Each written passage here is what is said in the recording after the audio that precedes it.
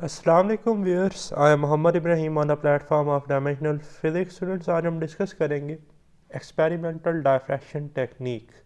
और आज का जो हमारा वीडियो लेक्चर है वो है जी लॉवे मेथड से रिलेटेड। तो students, there are 3 standard method और techniques of diffraction to study the crystal structure: the Laue method, rotating crystal method, and third one is the powder method. तो स्टूडेंट्स, आज का जो हमारा मेन लेक्चर है वो है जी द लावे मेथड पर। तो इसमें हम बैक रिफ्लेक्शन टेक्निक और लावे ट्रांसमिशन टेक्निक को जो है जी वो डिस्कस करेंगे। तो स्टार्ट करते हैं। In this method the crystal is kept stationary with respect to beam of continuous X-ray. Students, याद रखिएगा कि स्टेशनरी जो है जी हम रखते हैं क्रिस्टल को, और कॉन्टीन्यूस एक्सरे जो है जी वो हम यूज़ करते हैं लावे मेथड में। Only those ray having wavelength lambda incident at the angle theta with respect to the crystal plane will be diffracted with would satisfy the Bragg's law। ठीक है जी। तो ब्रैग्स इक्वेशन आप जानते हैं, 2d sin theta is equal to n lambda. अगर ये satisfy होगी तो डायफ्रैक्शन की कंडीशन फुलफिल होगी।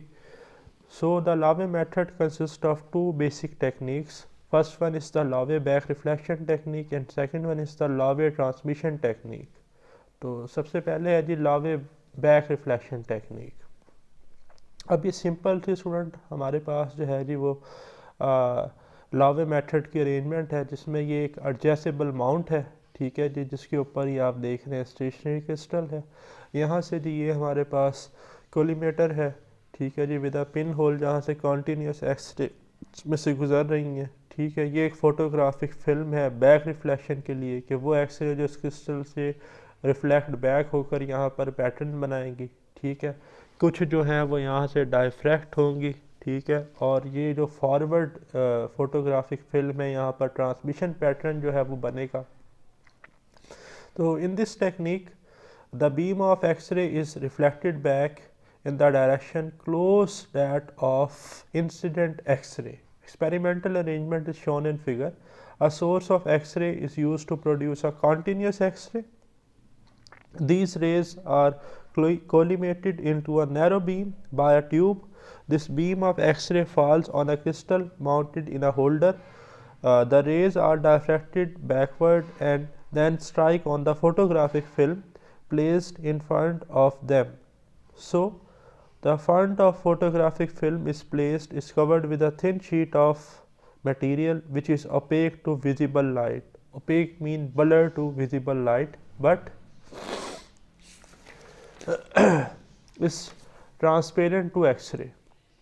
In this way, the position of reflected beam is recorded on the photographic film in the form of small spots.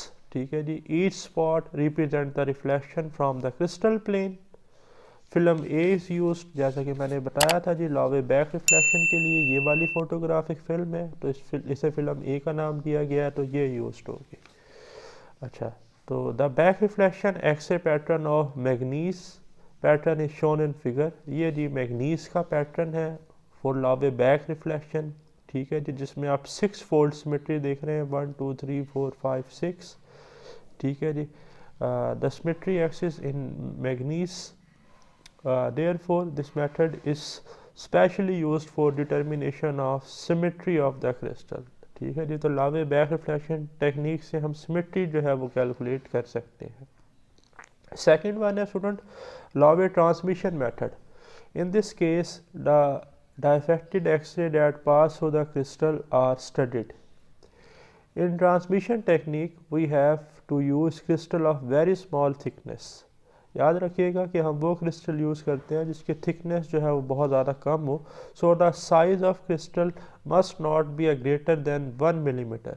ठीक है जी, 1 millimetre से ज़्यादा साइज़ नहीं होना चाहिए, मीन 10⁻³ मीटर से ज़्यादा साइज़ जो है वो अलाउ नहीं है। There is a loss of intensity of X-ray while they pass through the crystal. Therefore, Bragg's reflection method is more useful than the transmission method। और इसमें हम ट्रांसमिशन मेथड में फिल्म बी जो है जी वो यूज़ करते हैं, ये वाली। ठीक है जी, तो ये हमारा टॉपिक था।